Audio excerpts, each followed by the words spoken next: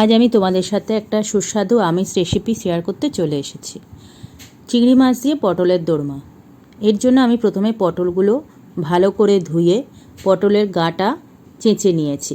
তারপর ভেতরের শাঁস বীজ সব বার করে পটলগুলোকে নুন হলুদ মাখিয়ে রেখে দিয়েছি।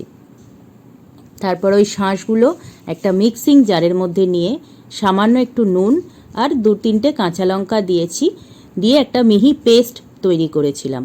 তোমরা চাইলে নিজেদের স্বাদ অনুযায়ী ঝাল কম বেশি করতে পারো। এরপরে একটা কড়াতে সর্ষের তেল নিয়েছি, নিয়ে নুন হলুদ মাখানো পটলগুলো এপিট ওপিট করে একটু লাল করে ভেজে তুলে রেখেছি। তারপর ওই তেলের মধ্যেই চিংড়ি মাছগুলো দিয়ে ভালো করে ভেজে চিংড়ি মাছগুলো তুলে নিয়েছি।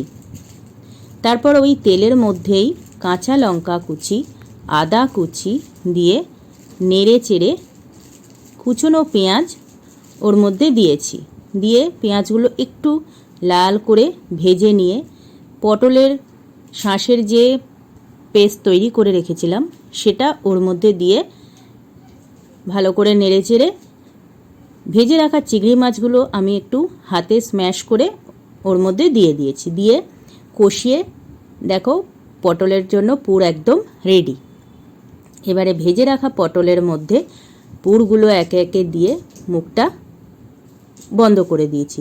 তারপর কড়াই তেলে গোটা গরম মশলা, পেঁয়াজ কুচি দিয়ে নেড়ে চেড়ে টমেটো কুচি অ্যাড করেছি।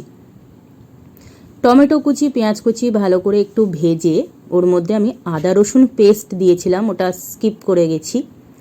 তারপর কষানো একটু হলে একে একে গুঁড়ো মশলা, নুন, হলুদ, লাল লঙ্কার গুঁড়ো, জিরে গুঁড়ো, ধনে গুঁড়ো সব দিয়ে ভালো করে মশলা কষিয়ে নিয়েছি।